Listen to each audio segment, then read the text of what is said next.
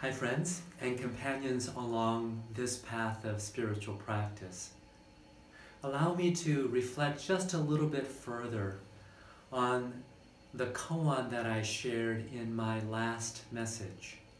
This is from the collection called the Mumun Kwan, case number 16.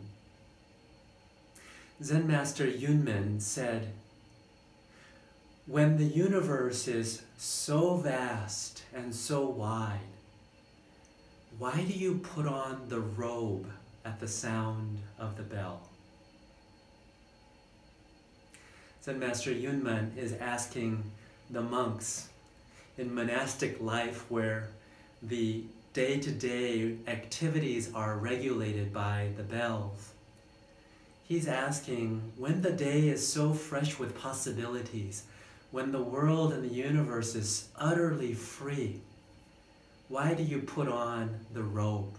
Why do you sit down on your cushion? Why do you order your day? Why do you structure and tie yourself to these structures?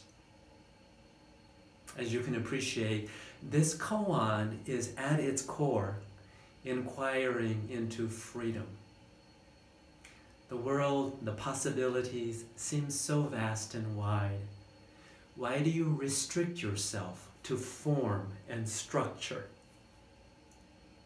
Those of you who are familiar with Zen Buddhism, you can hear this differentiation, this dialectic, this back and forth between form and emptiness. But I want to think broadly about this question of freedom.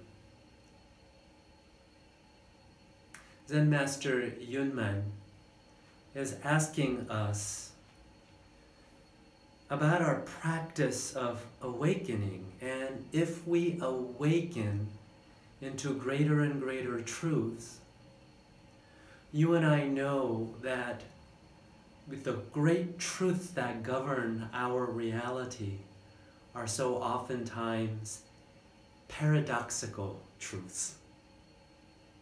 So it takes great practice.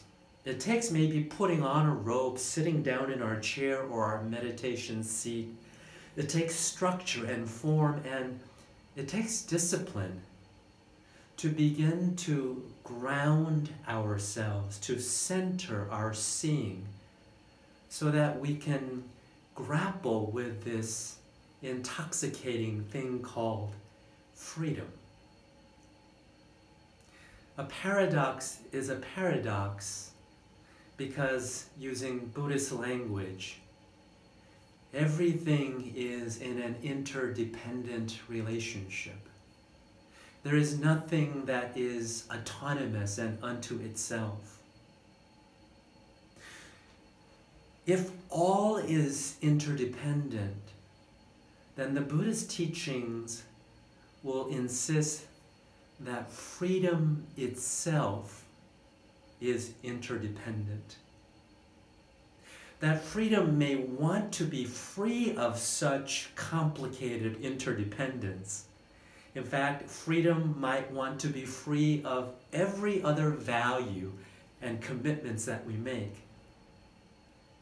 But if the Buddha Dharma is true, that all is interdependent, then freedom itself is an interdependent freedom. Or to say it differently, freedom will only truly be free in an interdependent reality. Only in the practice of interdependent relations do we truly come into freedom. Many Buddhist teachers, including Zen Master Yunmen, they know that many of us who are drawn to Buddhist practice, we know this word called interdependence. Many of you have probably listened to many teachings about interdependence and how all is interdependent.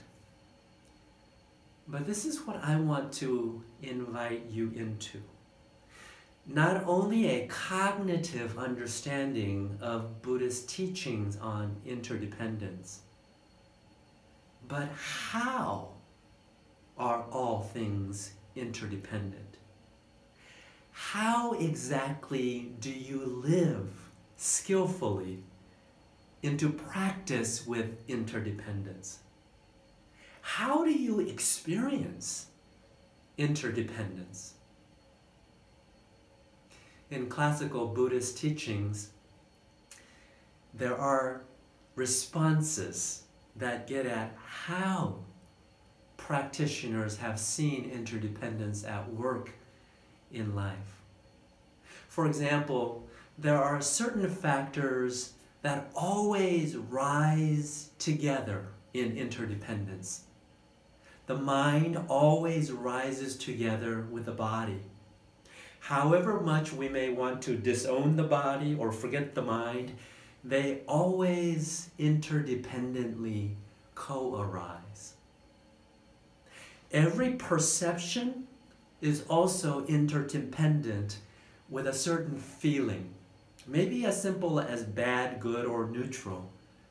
But every perception is a kind of participation, and so there are feelings that interdependently arise. Whenever there is a craving, there is an ignorance that is interdependently rising. When we crave for something, our vision, our awareness narrows, and we end up ignoring the wider reality. So these factors interdependently co-arise. In the same way, there are things that never arise exactly in the same moment together. It might seem that way because our minds might go from one to the other really, really quickly, and so it has the appearance of being interdependently co-arising. But the Buddhist teachings say that wholesome and unwholesomeness will never arise in the same moment together. That our desire to love and safeguard someone will never simultaneously co-arise with the unwholesome desire to harm that person. Similarly, wisdom and delusion never co-arise exactly in the same moment. Likewise, mindfulness and attachment will never co-arise in that same moment. When we're mindful of something, right in that moment, we are not attached to whatever that might be.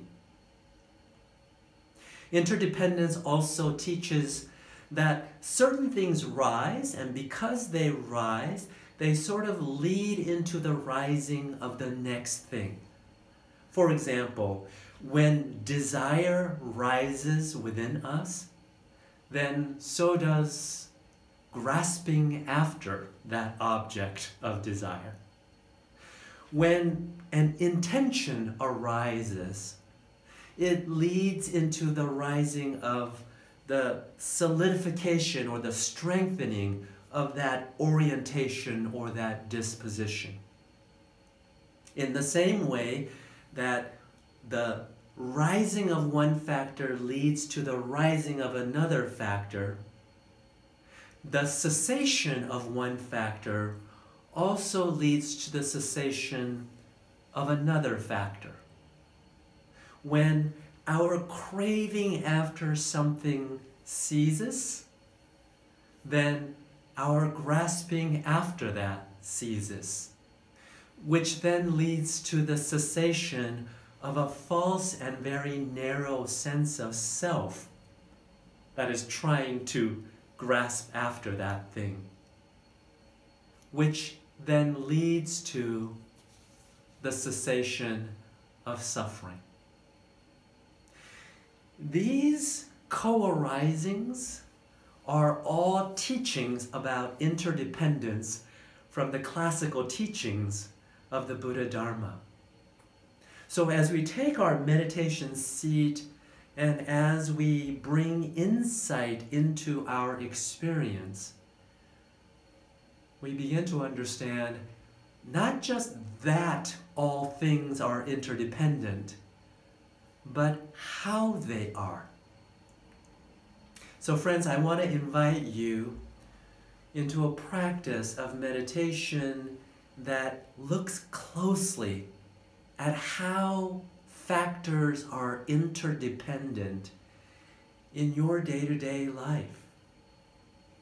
And to be particularly mindful of karma, our values, our dispositions, our orientations, our karma that is more often than not at the central board controlling how all things are interdependent, how one factor leads to the rising of another in your and my day-to-day life. As we live into critical issues of anti-racism, multiculturalism, whatever white supremacy is, from the Buddhist point of view, is a historical karma, is a psychological karma that is interdependent with the reality of our world today. And so we take our seat and we pay close attention to how interdependence is at work in our karma.